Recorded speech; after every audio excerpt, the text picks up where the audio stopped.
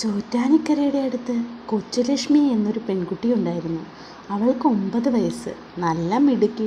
പക്ഷേ ഒരു കുഴപ്പമുണ്ട്. രാത്രിയായാൽ അവൾക്ക് ഉറങ്ങാൻ പറ്റില്ല.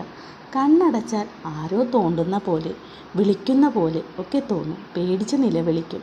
അമ്മയും അച്ഛനും എല്ലാ വൈദ്യന്മാരെയും കണ്ടു. മാറുന്നില്ല. കൊച്ചുലക്ഷ്മി ക്ഷീണിച്ച് തളർന്നു. സ്കൂളിൽ പോകാൻ പറ്റാതായി. അപ്പോൾ മുത്തശ്ശി പറഞ്ഞു, നമ്മുടെ അമ്മയുണ്ട്, ചോറ്റാനിക്കര ഭഗവതി. അവിടെ കൊണ്ടുപോയാൽ മതി.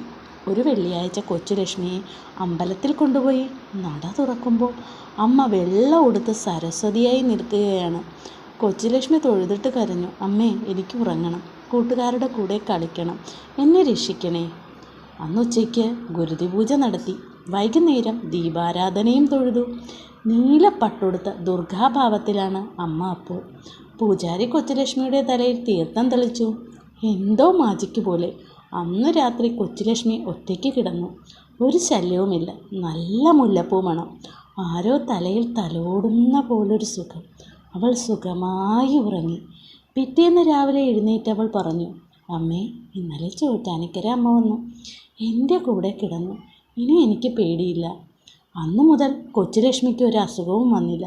അവൾ വലുതായപ്പോൾ എല്ലാ വെള്ളിയാഴ്ചയും അമ്പലത്തിൽ പോയി അമ്മയ്ക്ക് മുല്ലപ്പൂ മാല ചാർത്തും. ചോറ്റാനിക്കര അമ്മ മനസ്സിൻ്റെ വേദന മാറ്റുന്ന ഡോക്ടറാണ്.